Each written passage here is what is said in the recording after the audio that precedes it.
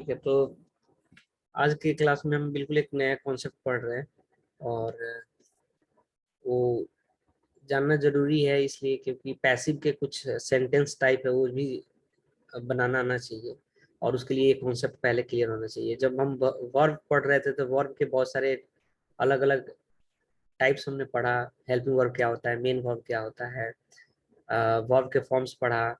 ठीक है, वर्ब का कैटेगराइजेशन अलग अलग जगह पे अलग अलग रूप से किया गया है, अलग अलग सिचुएशन में।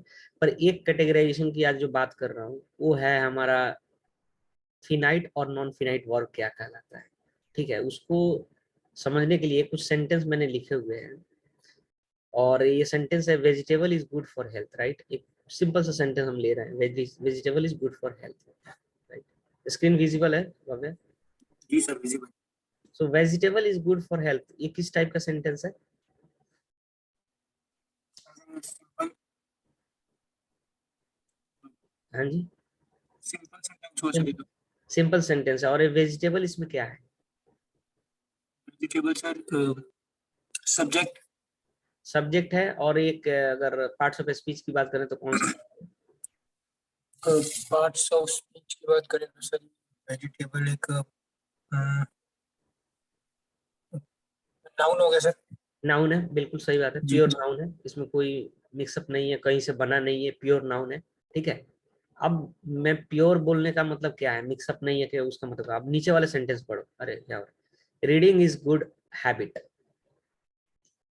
रीडिंग इज, यही वाला एक सेंटेंस अभी देखते हैं, रीडिंग इज गुड हैबिट, ये किस टाइप का सेंटेंस दिख रहा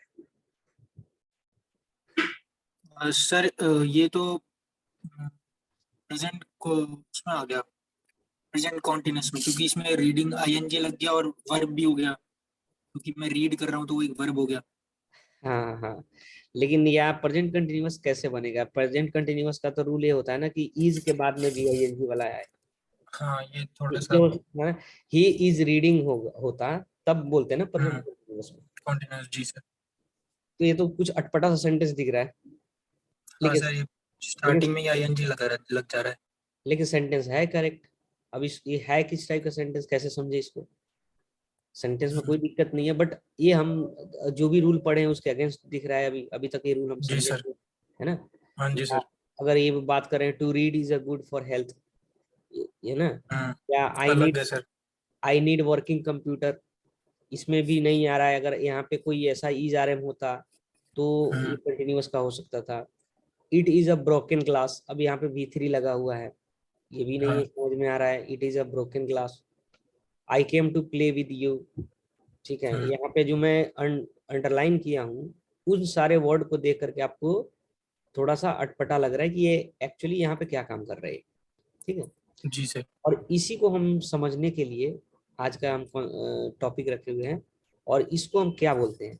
ठीक है, और ये देखो, reading is a good habit, मैं यहीं पे एक बात बताऊं तो ये है एक नाउन की तरफ काम कर रहा है। और नाउन के तौर पे कैसे काम कर रहा है एक वर्ब। रीड मतलब होता है पढ़ना, ठीक है, जी लेकिन सर। किस तरीके से सेंटेंस में यूज किया गया है ये नाउन का रोल प्ले कर रहा है। अगर रीडिंग के जगह पे मैं कुछ ऐसा सेंटेंस अगर बनाऊं, exercise is a good good habit, तो वहां पे एक्सरसाइज आपको एक नाउन दिख रहा है, पर ये रीडिंग है आपको एक वर्ब के तौर पे दिख रहा है। लेकिन वर्ब है, लेकिन जिस तरीके से सेंटेंस में यूज किया गया है वो नाउन है।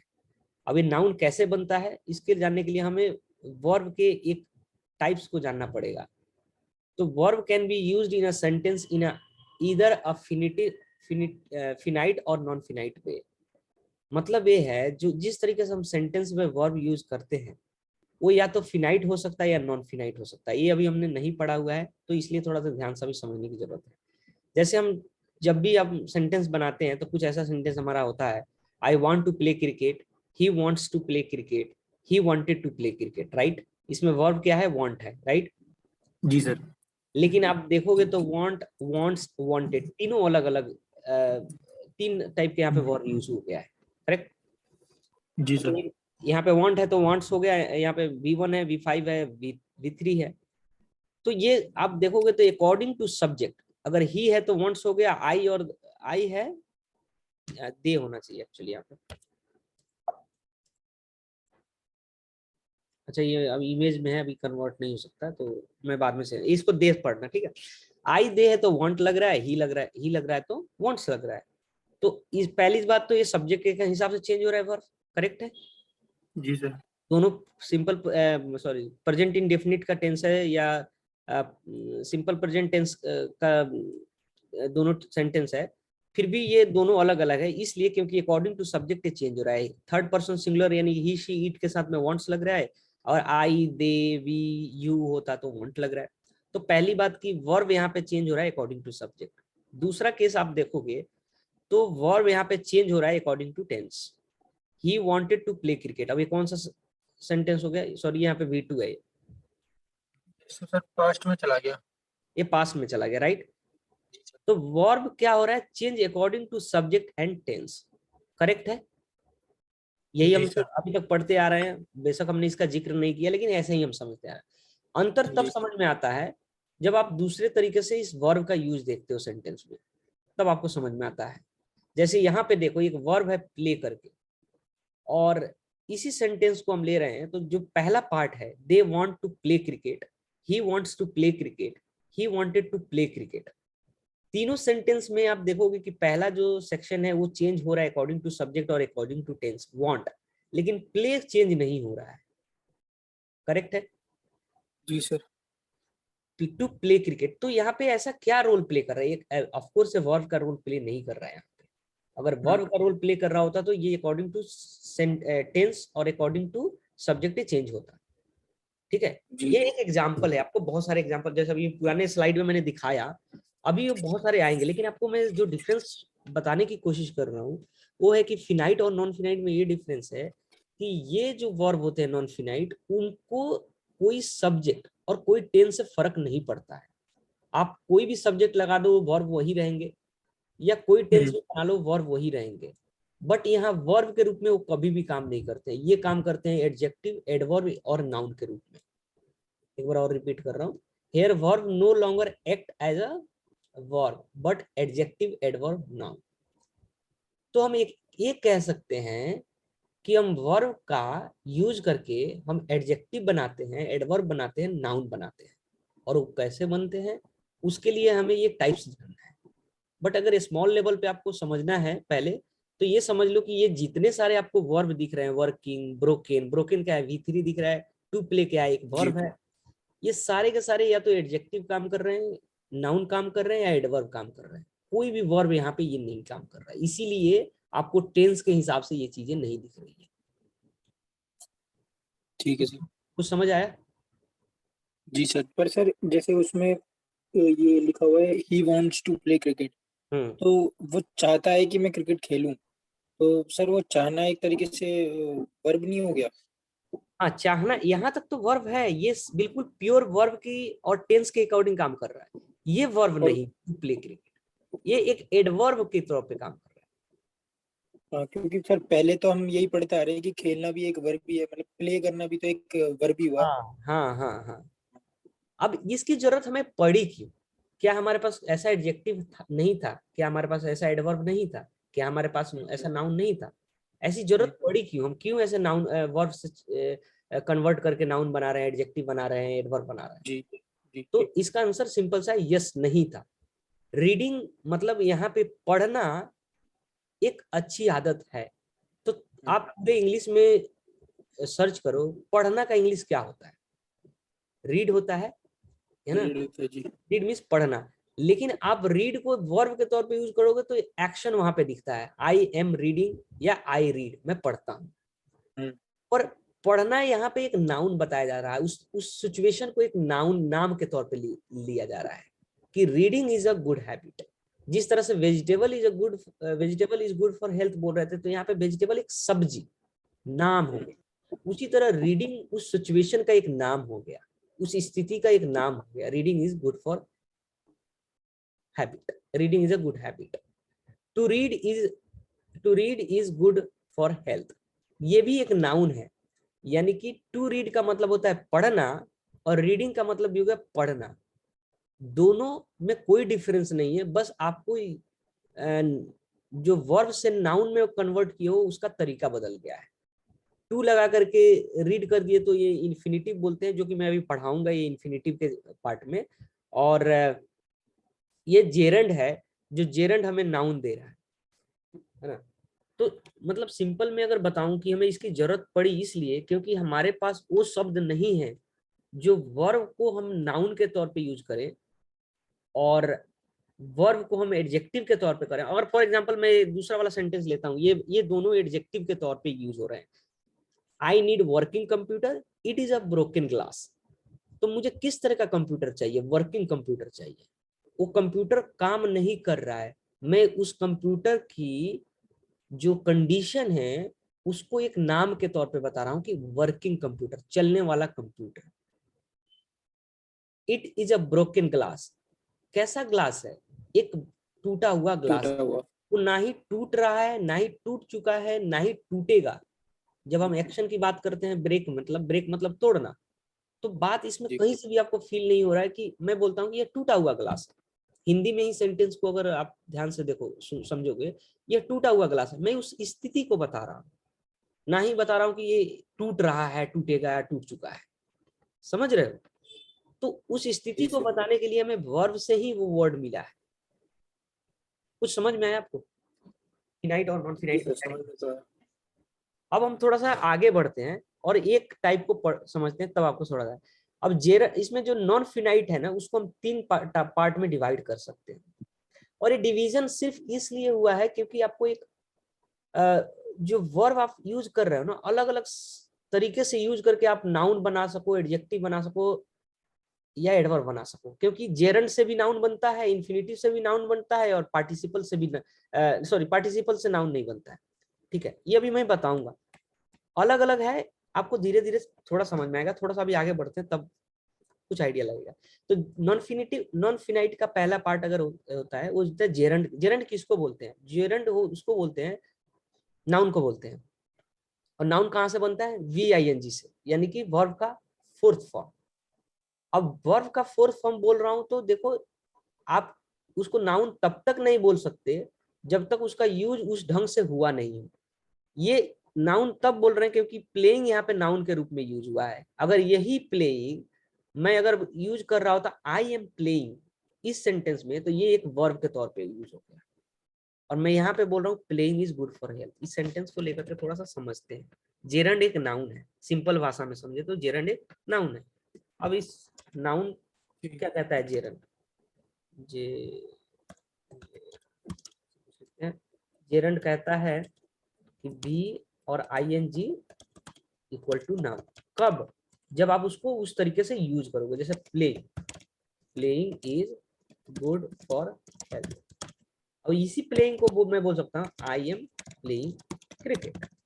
ठीक है, सी इज प्लेइंग क्रिकेट। ठीक है, हेलो, जी जी समझ? समझ गए। हाँ, तो यहाँ जो प्लेइंग जिस तरीके से यूज हो रहा है, ये एक नाउन के तरीके से यूज हो रहा है। यहाँ जो प्लेइंग यूज हो रहा है, एक वर्ब के तरीके से यूज हो रहा है, जो कि हमेशा ये अकॉर्डिंग मतलब वो अकॉर्डिंग टू टेंस। ये चूंकि प्रेजेंट कंटिन्यूअस का है तो यहाँ पे प्लेइंग लगा हुआ है। अगर प्रेजेंट परफेक्ट का होता तो ऐसे लिखते सी हैज प्लेड, जो कि ये वाला वर्ब अगर इस रूप से यूज होता तो वो according to change, according to tense और अकॉर्डिंग टू सब्जेक्ट चेंज होता। यहाँ पे इसका कोई फर्क नहीं है, चाहे आप पास्ट में बना लो, playing was good for health, कोई फर्क नहीं पड़ेगा। Playing will be good for health, क्योंकि ये नाउन को कभी फर्क ही नहीं पड़ता है टेंस से या सब्जेक्ट से। तो ये जेरंड है, समझ में आया? जी sir. He enjoyed eating the cake, उसने इंजॉय किया क्या? Eating the cake. आप इसको बड़ा ध्यान से समझना, इसने इंजॉय किया ईटिंग द केक, उस प्रोसेस को उसने इंजॉय किया। केक खाने के जो प्रोसेस है उसको उसने इंजॉय किया। वो एक्शन हो नहीं रहा है, उस एक्शन को बताने का, यानी कि ये जो प्रोसेस होता है खाने का, जो केक खाने का जो प्रोसेस है, इसको हम नाम के तौर पे लेते हैं। तो यहाँ पे एक नाउन के तौर पे I love dancing, I love dancing, यहाँ पे कोई डांसिंग जो है कंटिन्यूअस टेंस के तौर पे काम नहीं कर रहा है, ये एक नाम को बता रहा है। जैसे हम बोलते हैं आई लव क्रिकेट, ठीक है, उसी तरह मैं बोल रहा हूँ आई लव डांस। मतलब सर ये पूरा सेंटेंस बनाने का रिफ्लेक्शन ही एक नाउन की तरफ ही है। हाँ, ये जो तीनों सेंटेंस दे रहा हूँ इसमें मैं हाईलाइट यही किया हूँ, चाहे वो आईएनजी ही वाला वर्ब क्यों ना हो, लेकिन जिस तरीके से यूज किया गया ये नाउन ही है सारे के सारे इसमें।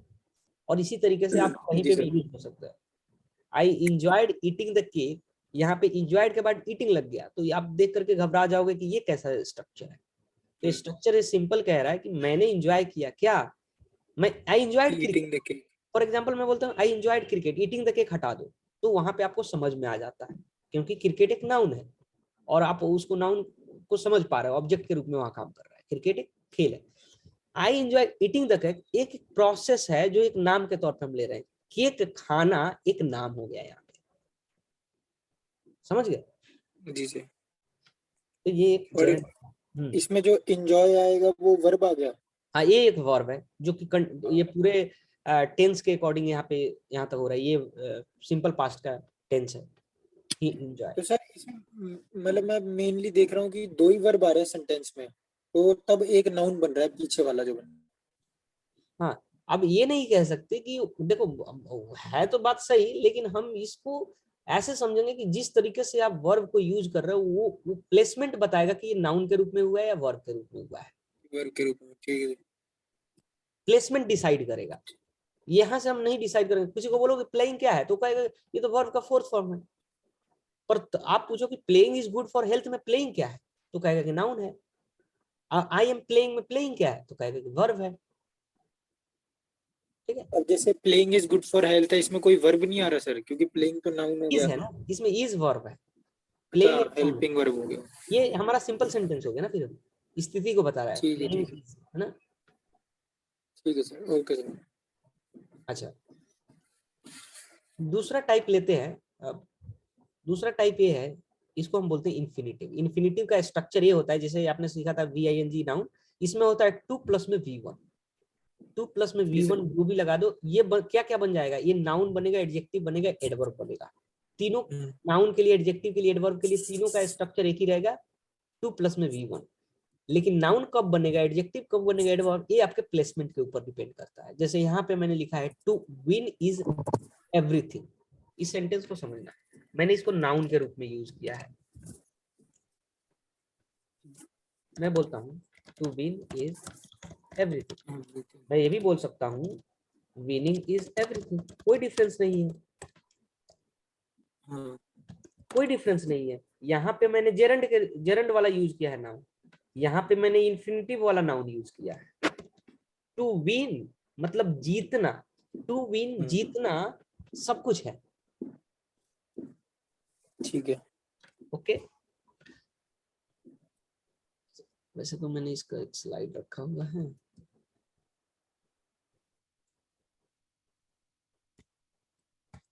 तो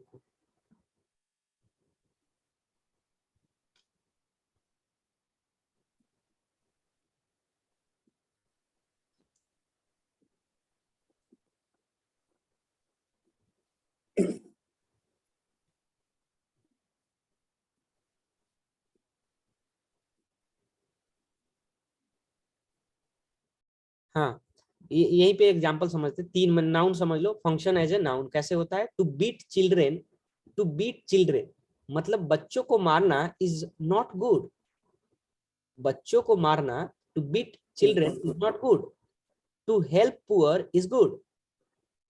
ठीक है, यानी कि गरीब को मदद करना, ये कोई एक एक्शन नहीं बता रहा है, कोई स्थिति का एक नाम दिया जा रहा है कि गरीब को मदद करना है अच्छा। एडजेक्टिव कैसे बनेगा, जैसे कि आप देखो सिंपल सेंटेंस में किसी नाउन को डिस्क्राइब कर रहा होगा, जैसे it is not good to beat children, it is not good, यह अच्छा नहीं है क्या, to beat children, to beat children बच्चों को मारना, क्या अच्छा नहीं है, बच्चों को मारना। तो it is not easy to run a shop, it is not easy to run a shop, इसमें देखो it is a competition to win, जो एडजेक्टिव वाला जो है ना ये है, यहाँ पे ज्यादा अच्छे से समझ में आएगा। हाँ, इट इज द कंपटीशन, यह कंपटीशन है किस तरीके का, टू विन, जीतने वाला कंपटीशन है। तो यह कंपटीशन है, कंपटीशन के बारे में ये डिस्क्राइब कर रहा है, किस तरह का कंपटीशन है, जीतने वाला। तो जब भी नाउन या कोई प्रोनाउन को डिस्क्राइब करेगा वो एडजेक्टिव हो जाता है। बारीकी से अगर समझा जाए तो आसानी से समझ में आ जाएगा। अब एडवर्ब कैसे बन जाता है, he likes to play, he likes to play का मतलब हो गया कि उसे पसंद है क्या, खेलना। इसका एक कुछ और एग्जांपल हमें मिल जाएगा यहाँ पे। इन्फिनिटिव का जैसे it is the competition to win में तो आईएनजी लग जा रहा है, और इसमें तो वर्ब की फर्स्ट फॉर्म बोली है। इट इज अ कंपटीशन क्या था, क्या कह रहे हो? इट इज अ कंपटीशन, वो था ना, it is a competition to win, हाँ इसमें तो आई एंड में आईएनजी आईओएन ये सब लग जा रहा है, कंपटीशन। अच्छा हाँ, वर्ब की फर्स्ट ये फॉर्म तो तो ये वो है ना, इट इज कंपटीशन। कंपटीशन क्या है, एक प्रतियोगिता, नाउन है। हाँ, एक प्रॉपर वर्ड होगा। ये कोई वो वर्ब के तौर पे सॉरी नहीं, सॉरी। ठीक है। अच्छा ये और जैसे ही लाइक्स लिखा हुआ है, हाँ, तो इसमें एस और एडवर्ब, यस लगा सकते हैं। एडवर्ब के तौर पे कैसे यूज करेंगे, ही लाइक। अच्छा उसको मैं बताता हूँ, ये लिखा हुआ है ना कि जी जी जी। ही लाइक्स टू प्ले, ये एडवर्ब के रूप में काम कर रहा है। उसको समझने के लिए ना थोड़ा सा मैंने इजी एग्जांपल यहाँ से इंटरनेट से उठाया हुआ है, इसको समझ लेते हैं। जैसे यूज देखो एग्जांपल है टू पर्पज,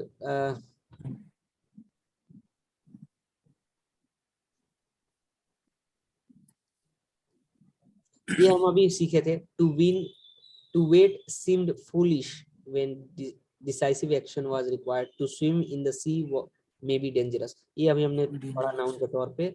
और एज ए डायरेक्ट सब्जेक्ट, ये एज ए डायरेक्ट एडजेक्टिव के तौर पे हमने ये देखा, this is a best time, ये बेस्ट टाइम है क्या, टू प्रैक्टिस, टाइम के बारे में, to practice. Best time to practice.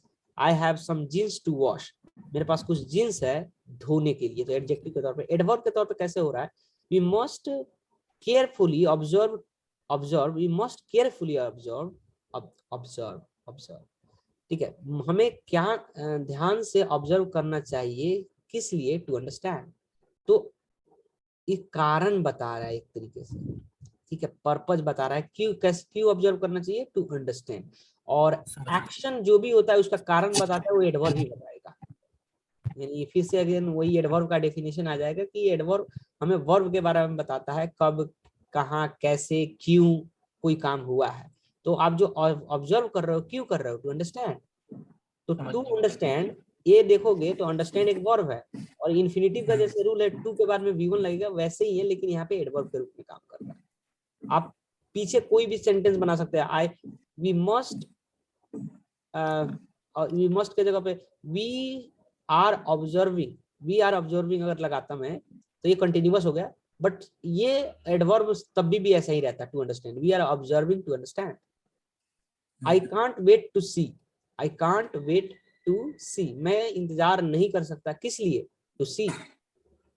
तो एडवर्ब का जो फंक्शन है वर्ब के लिए वो यहाँ पे कर रहा है। ठीक है, I bought some flower to give, समझने में काफी टाइम सा लग जाएगा मुझे ऐसा लग रहा है। नहीं स्टार्टिंग है, नया टॉपिक है, थोड़ा सा मुश्किल तो लग रहा होगा, लेकिन आप एक बार में समझ गए तो थोड़ा उसको प्रैक्टिस करके निकाल दोगे आप, ठीक है।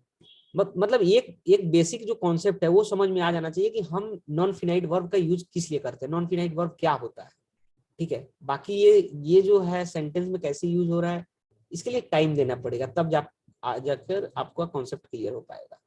समझ रहे हो? हेलो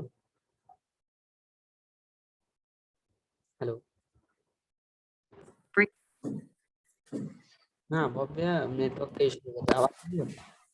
जी सर आ रही है। हाँ, मैं ये कह रहा था कि अभी बेशक समझ नहीं आ रहा हो A to Z, लेकिन बेसिक जो कॉन्सेप्ट है फिनाइट और नॉन फिनाइट का वो समझ में आ गया, तब जाके आपके लिए इजी रहेगा बाकी की प्रैक्टिस करना, ठीक है। कि नॉन फिनाइट में कैसे जेरंड से नाउन बना, इन्फिनिटिव में कैसे नाउन एडजेक्टिव एडवर्ब बना, ठीक है। अब अगला देखते हैं पार्टिसिपल के बारे में। पार्टिसिपल में तीन चीजें हमें निकल के आती है, और पार्टिसिपल में जैसे एक प्रेजेंट पार्टिसिपल होता है, एक पास्ट पार्टिसिपल होता है, एक परफेक्ट पार्टिसिपल होता है। परफेक्ट थोड़ा बिल्कुल डिफरेंट है, तो अभी मैं उसको टच नहीं कर रहा हूँ, पहले दो को देखते हैं।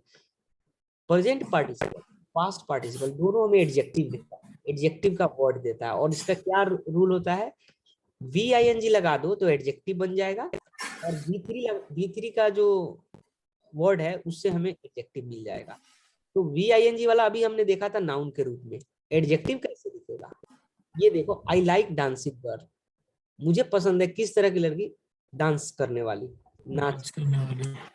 ही सोल्ड हिज वर्किंग कंप्यूटर, उसने बेचा अपना किस तरह का वर्किंग, वर्किंग। के बारे में वो डिस्क्राइब कर रहे हैं कि वर्किंग कंप्यूटर, चलता हुआ जी। कंप्यूटर उसने बेचा। हम्म, इसके और भी एग्जांपल देख सकते हैं, जैसे प्रेजेंट पार्टिसिपल का यहाँ पे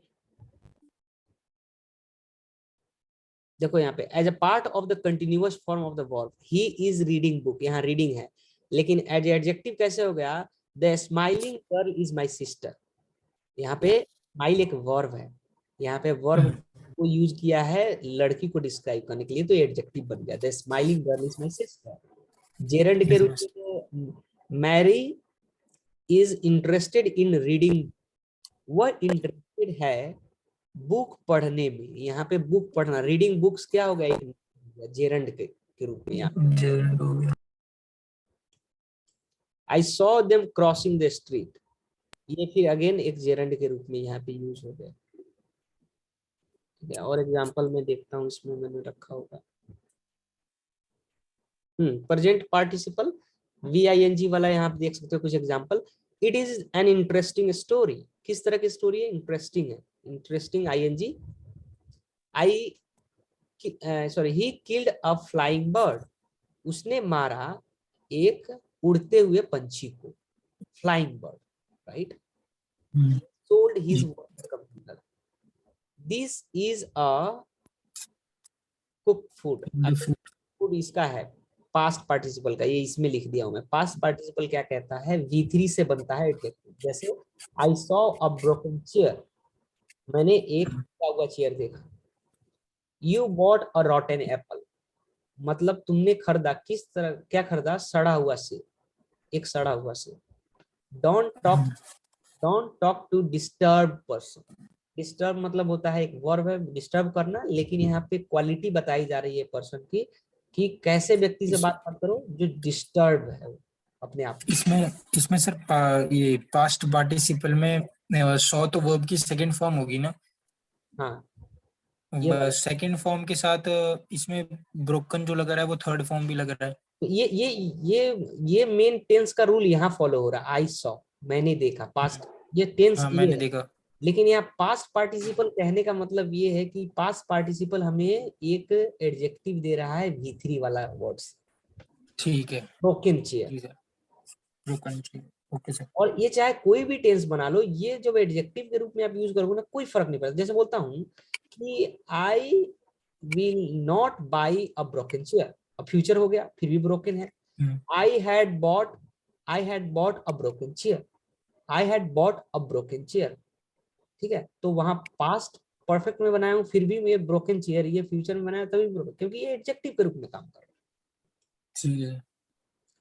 डोंट बाई स्टोलन कंप्यूटर, चुराया हुआ कंप्यूटर, चोरी का कंप्यूटर मत खरीदो। डोंट बाई स्टोलन कंप्यूटर, तो तो ये सर ये हमारा, एक तरीके से मतलब तो वही दे रहे हैं ना, जैसे कि आई had bought a broken chair, मैंने एक टूटी हुई कुर्सी खरीद ली थी। हाँ, हाँ, तो मैं ये भी तो बोल सकता हूँ, bought I had bought broke chair नहीं बोल सकता मैं? नहीं, ब्रोकन बोलेंगे ना, ब्रोकन। हाँ, एडजेक्टिव क्योंकि V3 से बनेगा। हाँ, ठीक है, क्योंकि खरीदना भी एक वर्ब हो गया और ब्रोकन भी एक टूटा हुआ भी। अच्छा हाँ, वो एक एडजेक्टिव की तरह दिखता है। एडजेक्टिव है ना वहां पे। हाँ ठीक है सर, ठीक है, ठीक देखो कैसे है ना, ये रीड का अगर हमें एडजेक्टिव बनाना है तो रीडिंग करना होगा, स्टडी का एडजेक्टिव बनाना होगा, स्टडिंग हो गया, ग्रो का ग्रोइंग हो गया, लुक का अगर एडजेक्टिव बनाना है है। लुक्ड पास्ट हो गया। पार्टिसिपल में तो लुक्ड हो गया, स्टे यानी V3 है सारे। स्टेड, अराइव का अराइव्ड। ठीक है, जी सर, जी सर। ये हमें एडजेक्टिव बन जाएगा। ठीक। लास्ट वाला जो पार्ट है परफेक्ट पार्टिसिपल, ये क्या कहता है? ये थोड़ा सा फ्रेज में आता है, और ये बाकी सारे जो अभी हम पढ़ रहे थे कॉन्सेप्ट को वैसा नहीं दिखेगा। जैसे ना ही ये कोई एडजेक्टिव देता है, ना ही कोई एडवर्ब देता है, ना ही कोई नाउन देता है। ये देता है एक फ्रेज जिसका मतलब होता है कोई काम करने के बाद में। जैसे मैं बोलना है खाकर मैं बाजार गया, खाकर वह बाजार गया, having eaten he went to market. ये फ्रेज जो है ना, ये ऐसे दिखेगा आपको, हैविंग के बाद में V3 लगा होगा, या बीइंग के बाद में V3 लगा होगा, या हैविंग बीन के बाद में V3 लगा होगा। हैविंग बीन एक पैसिव है, ठीक है, ये भी मैं समझा दूंगा, लेकिन अभी आप इतना समझो कि ये एक फ्रेज देता है, ना ही इससे कोई नाउन से मतलब है, नहीं। इसका मीनिंग ऐसे आता है, कोई काम करके, जैसे मैं बोलता हूँ having reached home he called me, घर पहुंचकर उसने कॉल किया। Being disturb by him I could not study at all. Disturb होने के बाद में मैं बिल्कुल पढ़ नहीं पाया। आपने जी। इंटरव्यू वगैरह में आपने सुना होगा, कई सारे जो सेलिब्रिटी है वो इंटरव्यू में कुछ ऐसे पॉइंट्स बोलते हैं, जैसे उनका होगा कि किसी चीज को क्रिटिसाइज किए, जो फॉर एग्जांपल उन्होंने, क्रिटिसाइज का मतलब होता है कि उसके लिए कुछ नेगेटिव बोले, ठीक है, उसके बारे में निंदा किए उन्होंने। जैसे मान के चलो कि किसी ने क्रिटिसाइज किया, रियल सिचुएशन लेते हैं कि यूक्रेन के बारे में फॉर एग्जांपल, ठीक है, अभी यूक्रेन में वार हो रहा है, यूक्रेन ऐसे लिखते हैं, यूक्रेन, में स्पेलिंग देखना पड़ेगा, ठीक है, यूक्रेन ऐसे है क्या, ऐसे लिखते हैं। और ये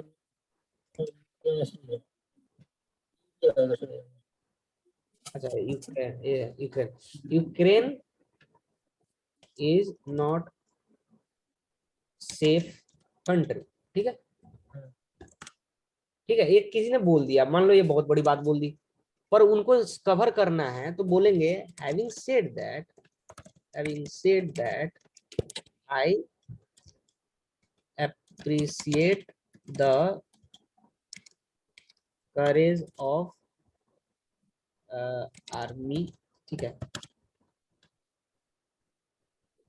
अब इसको सेंटेंस को समझो कि मैंने क्रिटिसाइज किया, लेकिन कहने के मतलब, मैं इसको हिंदी में अगर यूक्रेन एक अच्छा सेफ कंट्री नहीं है, फिर भी कहने ये भी कहने के बाद आई मैं सराहना करता हूँ वहां के आर्मी की, उनके करेज की, समझ रहे हो। हैविंग सेड दैट, ये बहुत जगह आपने सुने होंगे इंटरव्यू वगैरह में कि वो क्रिटिसाइज करके having said that I do appreciate their courage.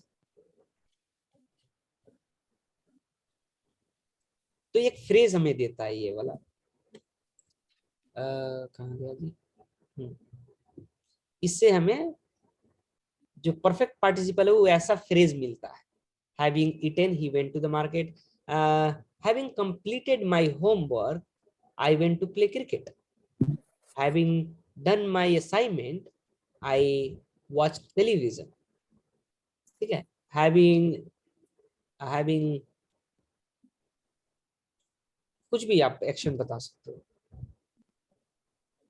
Simple सा रूल है इसका, हैविंग के बाद में जो एक्शन बताना है वो उसका वो V3 लगाओ, और उसके बाद में दूसरा सेंटेंस बनाओ।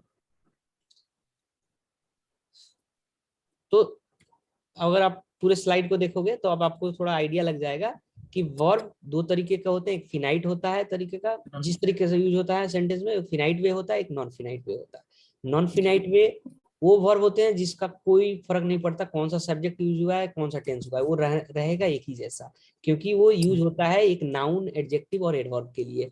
और जेरंड हमें एक नाउन देता है, इन्फिनिटिव हमें नाउन, एडजेक्टिव, एडवर्ब देता है, पार्टिसिपल में प्रेजेंट पार्टिसिपल हमें एडजेक्टिव देता है, पास्ट पार्टिसिपल भी हमें एडजेक्टिव देता है, परफेक्ट पार्टिसिपल हमें एक फ्रेज देता है जिसका मीनिंग होता है करने के बाद में। परफेक्ट पार्टिसिपल में समझ नहीं आया था मेरे को थोड़ा। परफेक्ट पार्टिसिपल आपको एक फ्रेज देता है जिसमें आप ऐसे फ्रेज होगा, हैविंग के पास बाद में कोई एक्शन वर्ड लगाओ, V3 दिया है, या बीइंग के बाद में कोई एक्शन वर्ड लगाओ, या हैविंग बीन के बाद में V3 लगाओ। इसका मतलब हो गया having edited the video I started uploading it, तो मतलब ये सर जनरली अधूरे काम से स्टार्ट होता है मतलब। नहीं, आपको जब भी बोलना है एक काम करके आपने दूसरा काम किया, ऐसा हाँ दूसरा काम। जी जी जी एक चीज ठीक है। मान लो आप स्टेटमेंट दे दिया, ये कहने के बाद में भी मैं ये कह रहा हूँ, यानी कि कोई काम आपने कह दिया, कर दिया, उसके उसके बाद, बाद हाँ उसके बाद में पास्ट में ही इसका यूज किया जाता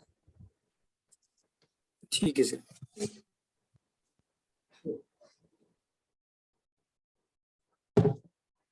है। इनकी सर प्रैक्टिस कैसे करूंगा मैं, मुझे ये समझ नहीं आ रहा, मतलब इतने सारे सेंटेंस एकदम माइंड में आना तो बहुत मुश्किल चीज हो जाएगी मेरे लिए। प्रैक्टिस के लिए बता रहा हूँ। पहले ये बताओ कि आपको अगर कोई बोलता है नॉन फिनाइट क्या होता है, तो आप क्या अपने लैंग्वेज में क्या जवाब दोगे? पूरे अभी के सेशन पढ़ के क्या समझना? सर नॉन इन्फिनाइट में ये जेरेंड आते हैं, इन्फिनाइट आते हैं और पार्टिसिपल्स आते हैं। ठीक है। और जेरेंड में तो मतलब जैसे कि जो वर्ब होता है उसको हम नाउन बनाते हैं आईएनजी लगा के, वो एक ठीक। मतलब एज अ एक पर्टिकुलर सेंस देता है कि हम उसी पर्टिकुलर चीज के बारे में बात कर रहे हैं।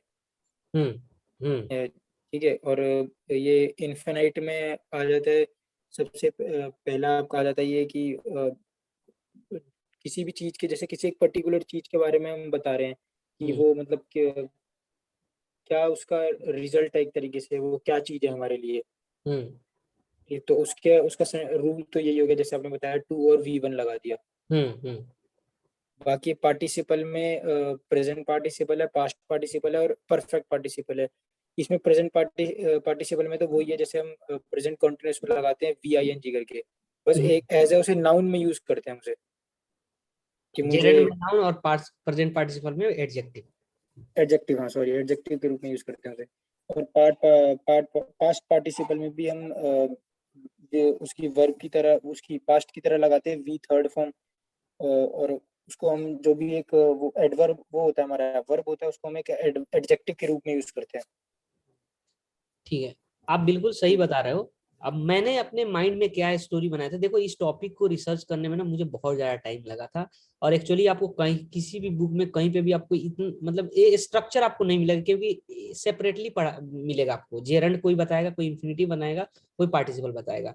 जो सीक्वेंस है ना वो आपको नहीं मिलेगा। शायद बताने के लिए कोई बता भी देगा कि gerund is a non finite verb. तो जो मैंने ये फ्लो निकाला है ना, बनाया है, वो इसलिए बनाया कि ये होता क्या है, किस लिए होता है। तो मैंने अपने माइंड में क्या स्टोरी बनाया कि हम ये क्यों बनाते हैं, नॉन फिनाइट जानने का हमें क्या है। तो मैंने अपने माइंड में यही स्टोरी बोला कि हमारे पास कुछ ऐसे नाउन हैं जो, मतलब कुछ ऐसे नहीं बोलूंगा, जो नाउन हमारे पास एक्चुअल नाउन, मतलब कैसे बोलूं मैं इसको, जो वर्ब हैं,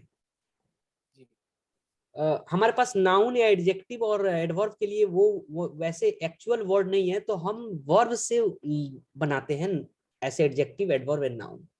तो अपने माइंड में मैं इतना ही जानता हूँ। अगर मैं किसी को समझाना भी हो तो मैं यही कहता हूँ कि हमारे पास वो वर्ड नहीं है नाउन का। अगर प्ले का नाउन ढूंढे तो नहीं है हमारे पास में, तो उसके लिए मैं नाउन बनाने के लिए प्लेइंग बनाना पड़ेगा। एडजेक्टिव अगर प्ले का देखूं तो वो प्लेइंग ही बनाना पड़ेगा। और एडवर्ब सॉरी, एक V3 है, जैसे ब्रोकन ग्लास, टूटा हुआ ग्लास अगर बोलना है तो मुझे इंग्लिश में कोई और नहीं वर्ड नहीं मिलेगा, मुझे वर्ब का ही वो एडजेक्टिव लाना पड़ेगा। तो इन जी सिंपल जी। में मैंने ये सोचा कि वर्ब से हम एडजेक्टिव, एडवर्ब और एडवर्ब और नाउन। नाउन, हमें कोई और वर्ड नहीं मिलता, इसीलिए हम कन्वर्ट करते हैं वर्ब से, और उसके लिए हमें नॉन फिनाइट हमें एक तरीका बताते हैं। बस अपने माइंड में जी मैंने सर। ये स्टोरी बनाया था। सर ये वैसे आसान था, अब मेरे को भी और ज्यादा क्लैरिटी आ गई। जी सर। और कोई फंक्शन नहीं है इसका, हमें बस नाउन को प्रोड्यूस करने के लिए, प्रोड्यूस मतलब मान के चलो ऐसे उत्पादन करने के लिए, ठीक है। नाउन उत्पादन कर रहे हैं, एडजेक्टिव उत्पादन कर रहे हैं, एडवर्ब कर रहे हैं, हम वर्ब से वो उत्पादन करने के लिए एक नॉन फिनाइट हमें तरीका बताता है कि इस तरीके से आप बना सकते हो और इस तरीके से आप सेंटेंस में लगा सकते हो। That's it. जी अब इसकी प्रैक्टिस आपको चलेगी, नो डाउट। इसमें टाइम लगेगा because this is a new topic for you, and मुझे भी बहुत ज्यादा टाइम लगा था। बिकॉज पर समझ लेना इज अ डिफरेंट थिंग, बस उसको प्रैक्टिस में लाना बहुत टाइम, मतलब बहुत टाइम तो नहीं लेकिन टाइम लगेगा प्रैक्टिस में लाने के लिए। अब ऐसे ऐसे सेंटेंस अगर आपको बोलने हैं, जैसे आई इंजॉयड ईटिंग द केक, तो आपको कहीं ना कहीं एक बार सोचना पड़ेगा कि क्या मैं सही बोल रहा हूँ क्या, पर ये सेंटेंस सही है। हाँ। जी जी। अब जब प्रैक्टिस कर लोगे फिर आपके लिए एक माइंड में ये चीजें क्लियर हो जाएगी। टोटल यही है। तो पहले तो मैं कहूंगा कि आप इस स्क्रीनशॉट की स्लाइड ले लो, ठीक है। जी जी सर, ले लिया मैंने। हाँ, और कुछ कुछ एग्जाम्पल्स जो है, मैं सबको तो नहीं बोलूंगा लेकिन, नहीं पैसे का था, रुको, ये भी नहीं क्योंकि है। सर इसकी प्रैक्टिस करने के लिए मुझे लग रहा है थोड़ा सा टाइम लग जाएगा, क्योंकि इसमें मुझे सोचना ज्यादा पड़ेगा, ऐसे बिल्कुल बिल्कुल सेंटेंस बिल्कुल, टाइम देना ही थोड़ा सा पड़ेगा। मतलब। हाँ। तो इसीलिए मैंने ये आज ये टॉपिक बताया, क्योंकि आपके पास पूरा वीक है। आप देखो, जी जी जी मैंने आपको ये भी बोला था कि आप एक सोर्स से डिपेंडेंट मत रहो कि मैंने जो बता दिया वही चीज। अगर आपको लगता है कि नहीं मेरे को जेरेंड में थोड़ा सा और ज्यादा पढ़ना चाहिए, अभी समझ नहीं आया, ऑफ कोर्स आप बुक पढ़ो, इंटरनेट पे सर्च करो, वीडियो देखो, जब तक वो कॉन्सेप्ट क्लियर नहीं हो रहा है आप छोड़ो मत, ठीक है। मैंने आपको एक कहने का मतलब जितना सिंपल हो सकता था मैंने बताने की कोशिश किया। मैंने हो सकता है कि मैं 50% या 10% ही सफल रहा हूँ, लेकिन एक आइडिया आपको लग चुका होगा कि हाँ ये होता क्या है ना। जी सर। क्योंकि मैंने भी वहीं से रिसर्च 10 जगह रिसर्च किया, तब जाके मेरे को समझ में ये चीजें आई। तो एटलीस्ट वो निचोड़ मैंने आपको बता दिया। अब क्या है, अब डेप्थ में जाना है तो एक एक टॉपिक को पढ़ो, जेरंड क्या है, तब आप मेरे बातों को रिलेट कर पाओगे। वहां पे इन्फिनेटिव क्या है, तब वहां पे आपको रिलेट कर पाओगे, तब आपकी अंडरस्टैंडिंग बेटर होगी वहां पे। समझ रहे हो? जी सर। तो आज के लिए हम इतना ही टॉपिक रखेंगे, हम ज्यादा एडवांस में नहीं जाएंगे, ठीक है। और ये टॉपिक पर जब हम अगले क्लास में जब भी मिलेंगे, मैं उम्मीद कर रहा हूँ कि आप चाहे मेरे से 10 बार पूछो व्हाट्सएप पे, या आप ऑडियो रिकॉर्ड करके जो टॉपिक है, जो भी आपका सेंटेंस है वो मुझसे पूछो, बट एक जब भी नेक्स्ट क्लास में आए उसके पहले आप एक क्लियर कर लेना।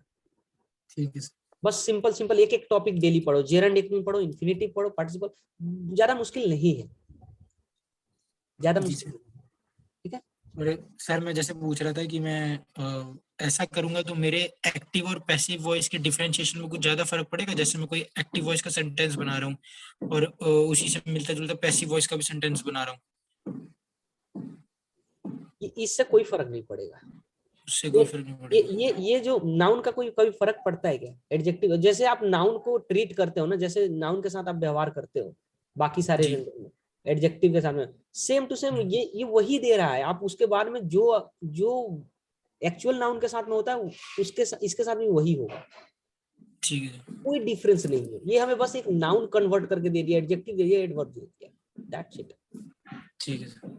पैसिव में देखो ना, हमें कहाँ, पैसिव में अगर मैं टेंस की बात करूं तो कहाँ फर्क पड़ता है। आप कोई भी एक नाम ले लेते हैं, फॉर एग्जांपल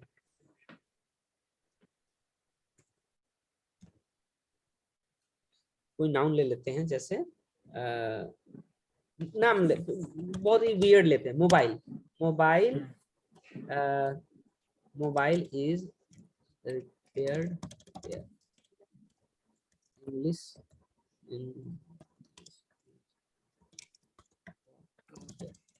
अब ये क्या फर्क पड़ता है, वाज लगाओ, ठीक है, विल बी लगाओ, क्या फर्क पड़ता है मोबाइल के ऊपर? मोबाइल है इंग्लिश, कोई फर्क पड़ा नहीं। है? तो ये अब उसको जो यूज करोगे, टू विन इज एवरीथिंग, या अब इसका पैसिव अभी हम देखेंगे कि पैसिव कहाँ कहाँ बन सकता है, ठीक है। अब जैसे यहाँ पे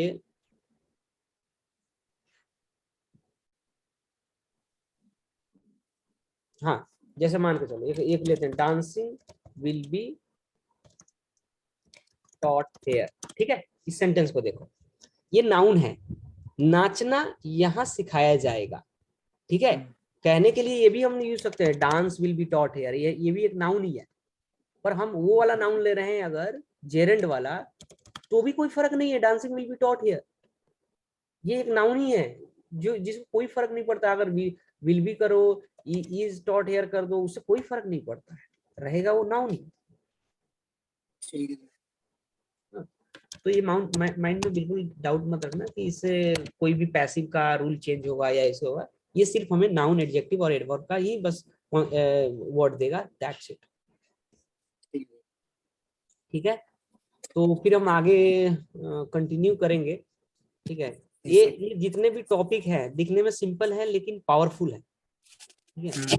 ये आपके कई सारे कॉन्सेप्ट को एक साथ क्लियर कर देगा आपके सेंटेंस बनाने के, ठीक है।